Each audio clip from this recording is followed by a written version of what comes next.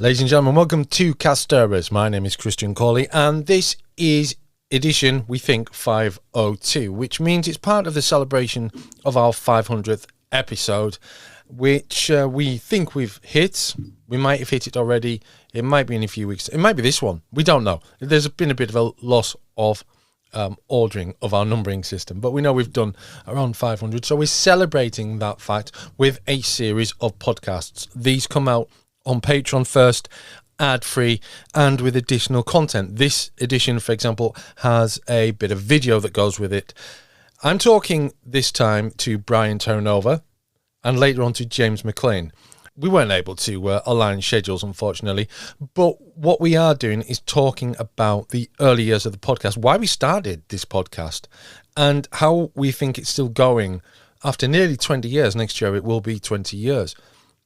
So the first portion of this is part of the very long chat I had recently with Brian Terranova, and I'll be bringing bits of that to you over coming weeks. We're talking about the podcast, how we started the podcast, why we started the podcast, really, and a few other things that were going on around the same time. Brian also gives us a few thoughts about why he stepped away from the podcast when he did. Then I will be speaking to James McLean, and we'll talk more about how the podcast has evolved and what it does now, and how we, in some ways, how we got over the problem of not having Brian anymore. So, kicking things off, it's myself and Brian Terranova.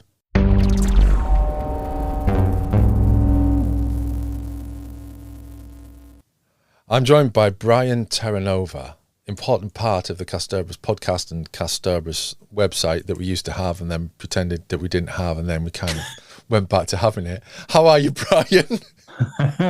I'm good. I like that. That's, it's funny. I've tried to tell people about that recently because, like, oh yeah, we used to have one, and it's like, but wait, there still is one, but it's not that one. It's this one, and yeah, I've forgotten about that. Yeah, cheeky little thing. So yeah. Let's not get that. That's an entirely different conversation.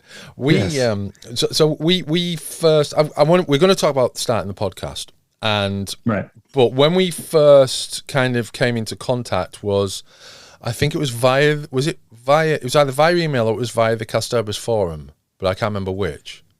It was the Kasterborous forum, right, because you and Anthony had already started the site, yeah, and it was kind of like new territory for me. There were other sites out there, but it was a new one. It was like, oh, this is cool. Let's see what this place is about, and it became a fun place. So I was very active there, and yeah. I believe you reached out to me actually. If I didn't reach out to you, at this point I don't know, and it was just kind of like, hey, why don't you go onto the website side of things rather than just post these stupid thoughts you have in the forum? Those are the exact words. That's verbatim. This is an interesting thing because this is actually kind of tied into all of this. Now I've actually I've got backups of the old sites. Oh, nice. Yeah, there's several backups, and all the old forums are backed up as well. And over the coming weeks and months, I'm going to be restoring them locally and then removing content and sharing them on the Kasterborous archive in our Patreon, because there's some good stuff in there that I think deserves to be seen again, as it were. Yeah. And now, when we'll go forward a couple of years to when we started doing the podcast. I'm not entirely sure how we started doing it. Oh, so you're looking to me. Yeah. You might be able to jog my memory. I don't know. I can come up with a story if you like. Okay, go on. Let's try that. Yeah. That's it. No, to be honest, I have no idea. 2007. Before we started this chat, you told me it had been 19 years, and I don't think that registered to me until the moment you said it. So we're trying to remember something from 19 years ago. Yeah. This is what I remember. I started posting in the forum. I think I was very active, not just with the show, but more so with like the Big Finish side of things, because 2007, so it was still kind of fresher for me. I'd been following Big Finish since almost since the very beginning. I know it was still 1999, maybe the year 2000. I don't recall, but I did actually start with their first play thanks to a convention that I was at where somebody was selling the CDs here. So I got really into that, and I was posting on that. So when you asked me to write for the site, it was kind of like my thoughts and opinions on the show, but I was also doing things Big Finish related. Yes. And it's funny because I can remember that, right? Like I can remember the opinion pieces. I remember kind of our motto. We wanted it to be our voice, our thoughts, not just like, not news for the most part, but more so just kind of like, this is what we thought. This is our memories. This is how we felt. This is what we enjoy and what we like.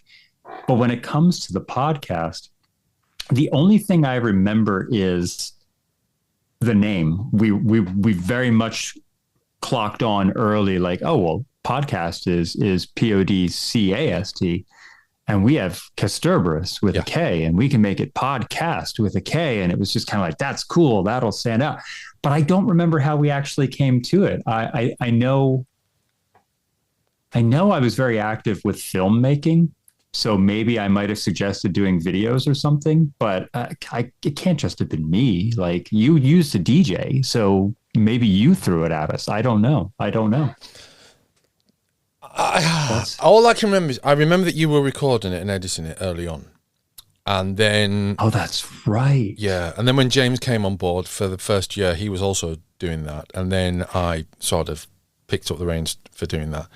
But you see, now you just sparked something, because we did used to record and edit it. And I don't remember, like, not to say that they were scripted, but like, but we taught, but we might have, like, these are the segments we're going to talk about, let's edit this down kind of thing. Whereas later on, it just sort of became, we've talked for an hour, that's it. That's the podcast done. It's going up.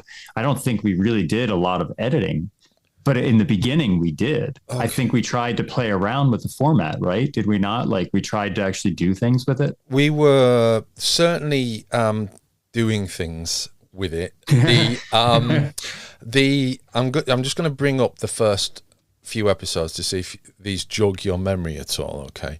I'm in the process of, and it's a long, slow process, of finding the ones that aren't online and putting them online, which is why we're sort of... We don't know what number we're up to. The very first podcast we did was on March the 25th, 2007. And that featured, this is the description. Here's a treat for you all. The chance to listen to, that's not the original description. But basically says, Christian Colin, Brian A. Terranova discussing a few contemporary Doctor Who events. Listen out for the first appearance of our butler, Gerald Slitheen. Oh my God, Gerald. Wow. Whose presence in the podcast was basically a fart sound effect. Yeah. Very high concept we were. Oh, totally, yeah.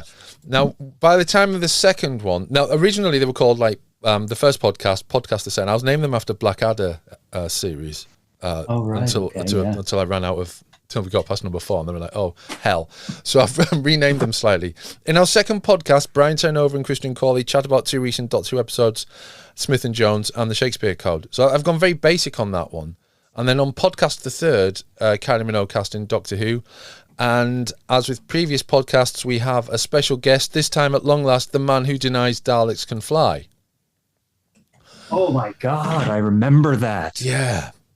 Which basically means shouting fly. But you did a really good job with the sound effects. You made it sound like we were outside. So you've put down this bed of outdoors noise. Right. Well, that's the film aspect, right? Like, you always have to do Foley for the film and so on. And I very much enjoyed those early days. I liked doing that stuff. Not to say I didn't enjoy the latter stuff, but it was fun creating an atmosphere, creating a vibe or a feel. Yeah. Or a story, realistically. Yeah, it was. They were a lot shorter. So, like, the very first one we did was 10 minutes long, and by the time of our final one, we did 8 together before James came on board a couple of years later. By the time of our final one, we'd managed to stretch it to 32 minutes. Like these days, it's a struggle to get it down to 32 minutes. It's funny to think that, we just didn't have a lot to say in the beginning, which could not be true. But yeah, you're right. Later on, I mean, like, you could hardly shut us all up. I mean, certainly people have heard in the beginning of this, I can ramble. Do you remember when we had the BT Tom Baker text message service introducing? I loved that. I wish that some of the things that we made it say, we made it say. Do you still have it? Do you still have the file of Tom saying that Kasterborous.com is quite my favorite website? Oh, I've got it somewhere. Yeah. Yes, I love that. I mean, what a ringing endorsement. Well, totally. Yeah. I literally had to make a phone call to make that happen, so it was ringing. Yeah. So we did 8 together, and then James came on board. We stopped doing it. In our final one together was on June the 28th, 2009. I know you and I have done podcasts together since then without James, but of that original run, our final one was on June the 20th, 2009. And then we just kind of, I think maybe less so hitting a wall. I think we maybe got a bit bored with it and wanted to do something different. Yeah, 2009. I'm not 100% certain. It's funny because I can remember how I felt when, like, I kind of made the decision, like, it's probably time to move on for me, kind of thing. But doing it weekly, not that break. I don't really recall. I don't really recall what happened with that break, but it did. It's funny that you sitting here trying to remember. I don't remember taking the break. I suppose is probably the better way of saying it. Well, I think what must have happened is we did. Let's have a look at this. We did 4 in 2007 in March, April, July. What a schedule. Then, and a 5th one in 2007 in November. Then we did 2 in 2008 in February and June. And then this one in June 2009.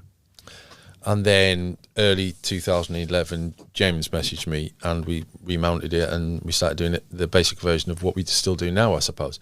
But the thing I'm wondering is 2009 is that year when Doctor Who wasn't on. So I'm wondering if what happened is, so like 2008, 2009, 2010, that period there, that's also when we were doing the stuff like the Time Leech and then Ultimate Regeneration. Oh, sure. Okay. Yeah, that can make sense. Did we stop doing the podcast and try to move into like vidcasts, if you will, or videos of some sort? Was that also a leap? Like, was that the same kind of time frame as Time Leech? No, Time Leech had to have been 2009, right? Yeah, I think it would have been that same time. I think it was about then, yeah. The vidcasts, the video casts, were largely Google Meets, or Google Hangouts as it was in those days, of you and me, or you and me and James, or me and James, that we would put out sort of live, and then the audio for it would be recorded and then later issued as a podcast. There's very few videos that weren't podcasts, although something that I found recently, which I think I shared with you on Instagram, was the Splink. Right. Yes. Which, to be honest with you, right, I didn't. Although I liked the script, I liked it. I didn't like it watching it. I thought it was awful. I thought I was terrible in 2008 when we did it. But when I watched it recently, I was really impressed at how good it was. Yeah, I thought it turned out well, and we had a good use of the format. I mean, obviously, Splink being the play on Blink kind of gave us the perfect solution to get the two of us together on screen together from different continents, So, yeah.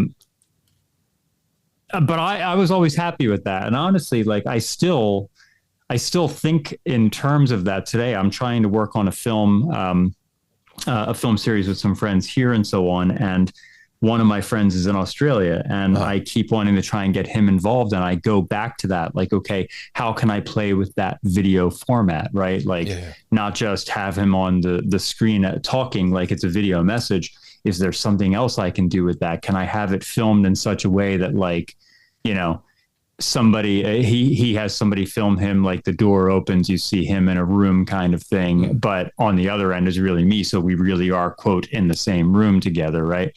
Oh, yeah. So, but Splink was a perfect example of how you and I could make these things engaging, I thought, without the two of us.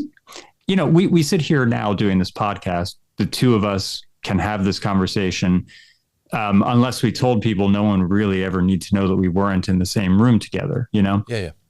But Splink, the video format, we'd had to find ways to do that. And I wonder if we did more. I wonder what we would have done, how we would have played with that format, because we couldn't always just have one of us trapped on a video. You know, I'd be very curious. But I thought Splink was fun. I thought Splink turned out well. I don't know how much of the American audience understood that. I knew what it was, but I don't know how much of the American audience would actually know what we were riffing off of, though. Yeah. Well, I mean, most British people wouldn't know either, I don't think. But certainly, I mean, unless you know what Splink is, you're adrift, really, aren't you?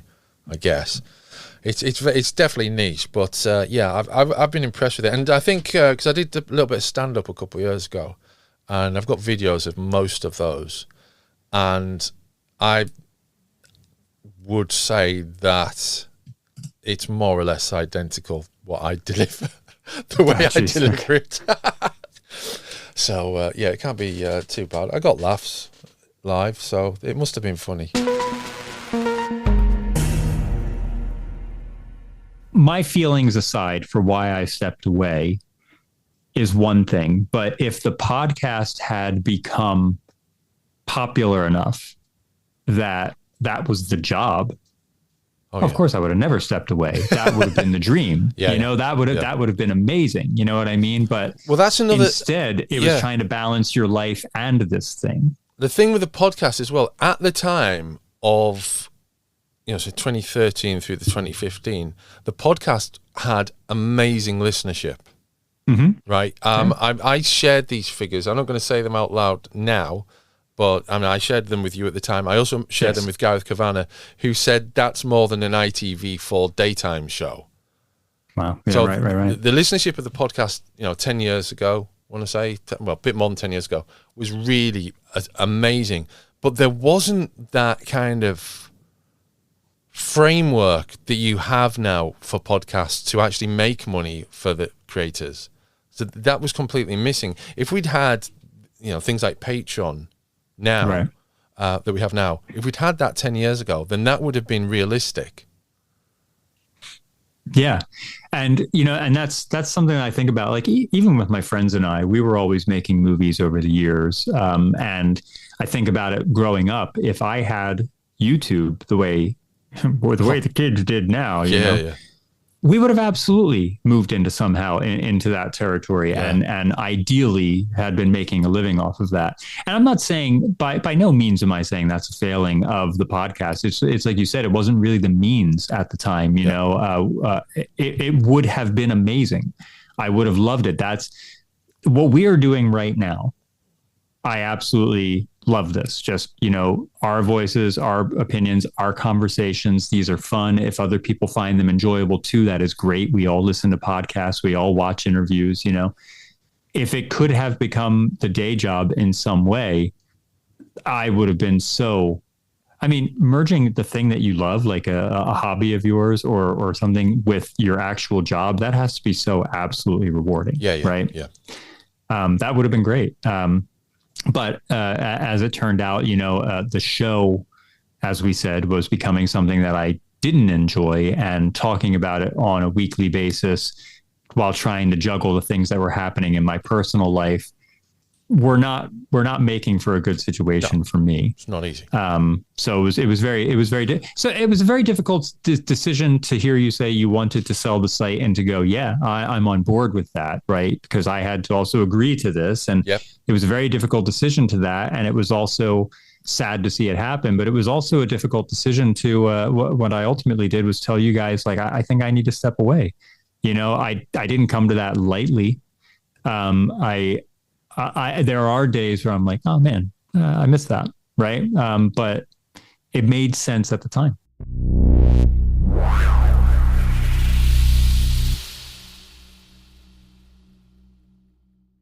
Okay, so we're midway through the podcast. Now, often at this point, I will say to you, if you want to listen to the rest of this podcast, go and listen to it on Patreon. Not this time. You've got the entire thing ready for you to listen to. I'm going to be speaking to James McLean in the next section about how the podcast developed when he came on board in 2011. So we've been doing it for 4 years at that point, and how it changed, and then how we coped with Brian's departure from the podcast, and really how we've reached the point of where we're still doing it now. And it's fair to say, I think we've got a renewed vigor.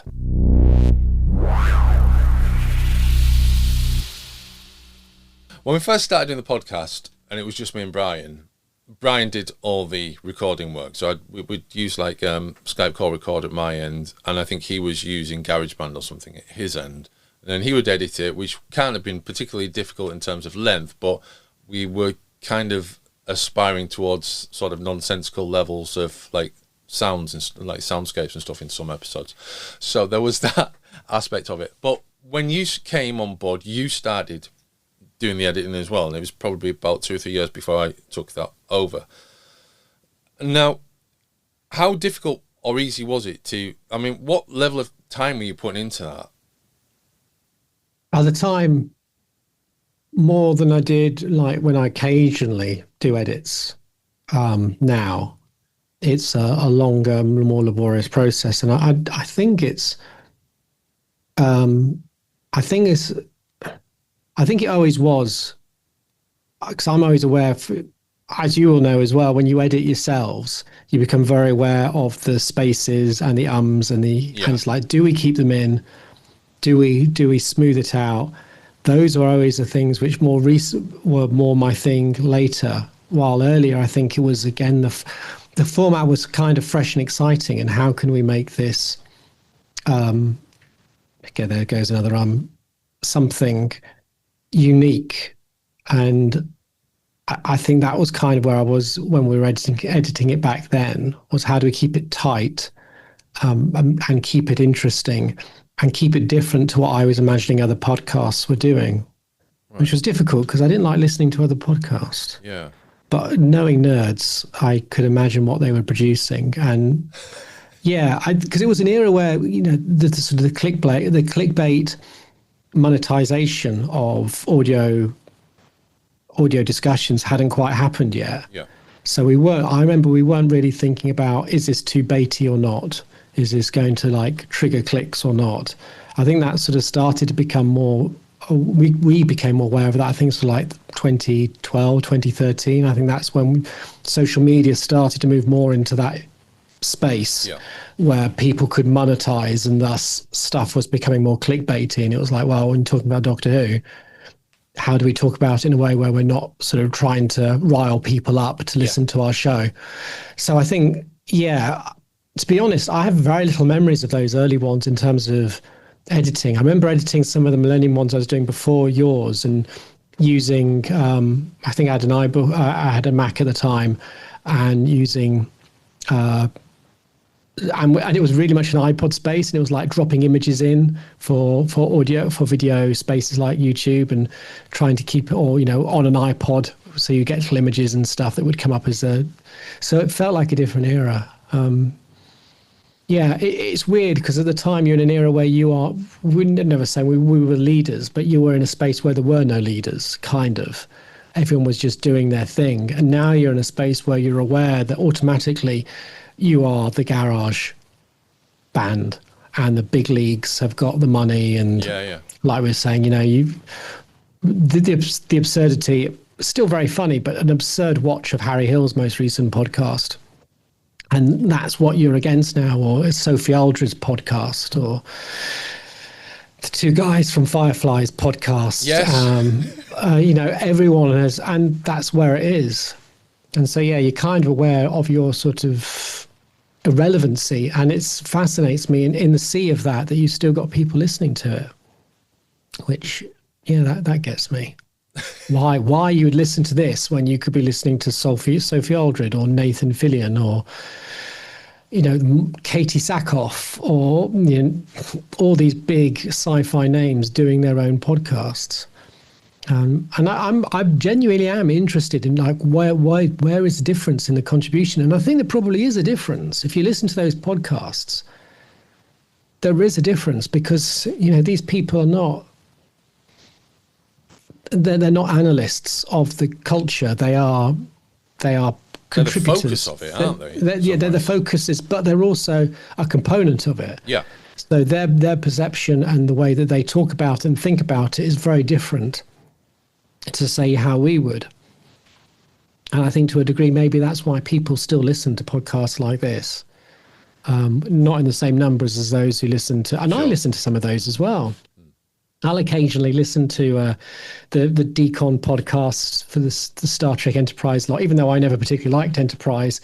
Again, just interesting to hear their format. It's interesting to hear how these people talk, and they are predominantly either interviews or reflections on episodes that they were in, is the kind of format for these bigger podcasts.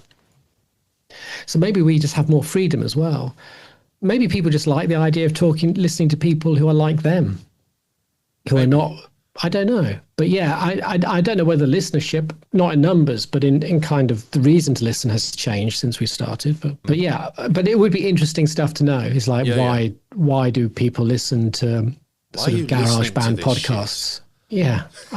And let's be honest, it's not shit. I know we joke about that, but I think the stuff we talk about and how we talk about it is interesting. And I would almost say sort of sits as an amalgamate, or not amalgamate, but it's like a mid-level. We talk about it in ways which I think is not the basement fan approach, where it's the sort of backseat driver, sneery, why is this bad? Why is this good? I think there's a slightly more complex and a little more. I think we've developed a multifaceted approach to our discussions.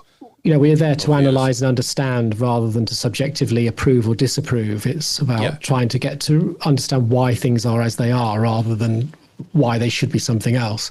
So we sort of sit in that sort of mid-tier of not quite an industry podcast, but I would say we bring a level to it which is not quite a fan podcast. I think that's the thing. Yeah. It's not a fan podcast, but it's not an industry podcast either. So, and I think that's something that this has always been, and what I've always quite liked about it. Do you think we started off, we were a fan? I mean, I don't want to say, and what Brian and I were doing wasn't fun podcast. It was basically irreverent silliness. And then when you came on board, do you think we were fan podcasts then, or do you think we evolved immediately into what we are? I mean, we can't have evolved immediately because that's not what, by definition, that's not what evolution is it? No, and it's a good question. I don't know. I liked Kasterborous because it felt slightly different to the other, at the time, bigger Who websites. And I think the difference obviously is that the point of the podcast then was to contribute content, to promote and to enrich the Kasterborous brand. So there was a different legacy behind it. So I think what we were doing there was trying to find ways of making people kind of come to the website, enjoy the website, reflect what the website was doing, which, as I said, I don't think was... The show notes in those days were very long. I think that you're absolutely right. There was definitely one of the aims of the podcast, a key aim of the podcast, was to make people listen to the podcast, obviously, but also to then click through to read what we were talking about. That was the brand that the podcast was pushing. I think as soon as we lost the website, it became harder to understand what the point of the podcast was, and I often feel there was frustration from all quarters or all points of the triangle, largely, about what we were doing and why we were doing it. I think it was de-anchored. So maybe sort of like 2016 onwards, maybe that's probably. I wonder. Do you think that's maybe when we kind of? That feels like around the time where things sort of like changed, and like the focus, by definition, of not having a website to put loads of links on back to.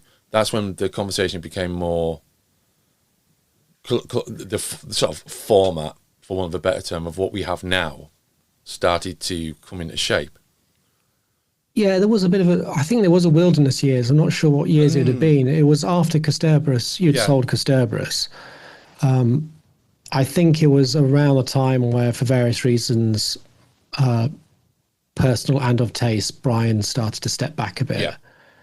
And I think there was also a frustration and dissatisfaction from yourself as to whether you wanted to continue this to be a Doctor Who podcast.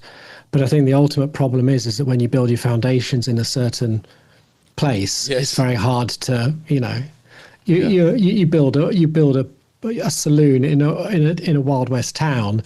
You suddenly want to become a chemist or a beauty salon. People kind of bulk against it, or you don't have the same, clientele. So yeah, it was kind of hard to find a way to keep it interesting for people on board. Whether it was because the show was, I mean, I don't think it's even just, the iteration of the show. It's just when you've been talking about a show for so long, and it had become, and for you especially, where editing is the website as well, it was such a heavy part of your life since, the early mid-2000s. You want to move on, but it's hard to find the way to move on without losing your audience. And to be honest, I still don't think we've actually really found that. I think we've kind of gone back to the Doctor Who stable. We have kind of, yeah. I think, just looking at what was happening in the world of Doctor Who then, I think that various things happening, like the losses of Capaldi, and then I was a bit kind of not entirely happy with Jodie Whittaker. I'm still not entirely happy with Jodie Whittaker. I was watching her in on the Jimmy and Jamie thing last night, Jamie Oliver and his mate, where they cook. And she's an excellent actress. She was okay as the Doctor for me, but I think I've said before, her best thing was, she was absolutely amazing talking to fans. I think she absolutely blows everyone else out the water, even Capaldi, I think, and Matt Smith. I think she's better than them. But that's largely based on her first series, which I felt was not quite, it didn't really do what I wanted it to do. But I think when Flux came, I think that maybe, and I know it's not hugely popular, but it did something different. And, I still don't like the Timeless Child thing. But I think when Flux came along, I think that's maybe what, I think that gave, certainly me, I think that gave me more of a wind for the podcast again, in terms of Doctor Who. So that would put us in about 21. Right. Yeah. Yeah. Yeah. I think from then it's felt a little more clear what we do. And I think at the moment, certainly the iteration is at the moment, what we do is kind of Doctor Who and industry, or Doctor Who and cult, which is kind of what it's always a hard banner to play with. We do tend to come back to Doctor Who, and I think a little bit of that is because as British people, there's still not a great deal outside of Doctor Who to really talk about on the British landscape. No. If not less so in some ways. So we do end up sort of revolving around that. But and I think, again, it's a situation that if you like Doctor Who to a level you listen to a podcast, you probably are interested in talking about Blake Seven or the streaming industry, or, the topics of the day which surround entertainment. There's a sort of, there is a through line. So when you're not with Doctor Who, you're talking something else. But invariably, if you're talking about entertainment, it is Doctor Who, isn't it? It's, Yes. Again, it's like the Wild West town. You may focus a lot of it in the saloon, but the saloon is connected to a larger culture, which you would be connected. So it's a terrible analogy, but yeah. So I think it's maybe as we've matured, and I think also kind of accepting that the platform of podcasts has changed so much that you just kind of know your place in it. Yes. There's no way to really massively grow in this space without becoming monetized and clickbaity, or attaching a big name to your podcast that sells it. And you just accept where it is. And I'm okay with that. I mean, this is a world now where I don't think being big is actually a good thing. Unless it's money. Unless you need the money, then it obviously can be a good thing. But, content creation has exploded in the monetization of it.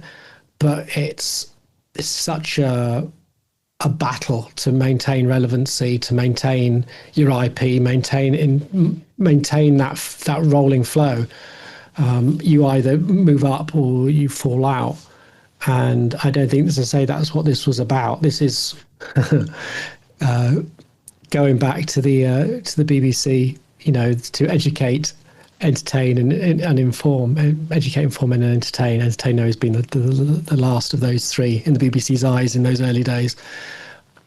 I guess that's kind of what we try and do a bit. Is all those three. It's a tiny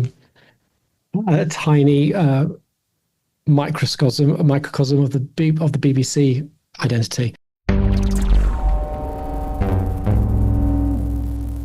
Well, ladies and gentlemen, thank you very much for listening to this week's podcast. It has been a bit of a walk down memory lane, but I think it's been quite an analytical thing. It hasn't been about nostalgia. It's about underlining what worked, I think, and pointing out things that didn't work and where things maybe fell apart slightly and what we did to overcome those challenges. Podcasting started in around 2004. I think the term podcast was coined in 2004. The first podcast had been around for a little while before that. For example, Robin Williams was in a deal with Audible, and he was creating downloadable audio interviews with people he knew, like Whoopi Goldberg and other people. They were essentially podcasts before the term was coined. He wasn't alone. Over the years between 2000 and 2004, other people were creating audio downloads, which is what a podcast is. The only difference is that a podcast is automated. So it appears in your app just by means of you subscribing to it. I mean, I know some of you probably listen to this podcast by going to the website and clicking play. If you subscribe, you don't need to bother with all of that. It just appear on your phone for you. And it will also help our figures look a lot better than they do. Big thumbs up for doing that. But I think podcasting, we got involved in podcasting very early, and we did have a very successful period around the time of Doctor Who's 50th anniversary. Things tailed off in terms of popularity, but we have a regular, loyal group of listeners. Hello, and thank you. Because it's really you that I'm talking to right now this week. We really, really appreciate the fact that you've stayed with us. And I'm sure our listener hasn't listened to every single edition of the podcast. But seriously, I know that not all of you were there at the beginning, but we appreciate the fact that you listen to this show every week. You have some interest in what James and myself are discussing. The guests, when we have them, pique your interest, and your continued support means a great deal to us, more than we ever normally would admit on air, because we're both repressed, middle-aged, white Englishmen, and that's really not how we conduct ourselves. So thank you very much. So thank you for listening, really. That's it for this week. We'll be back again soon for another podcast. Until then, it's goodbye from all of us.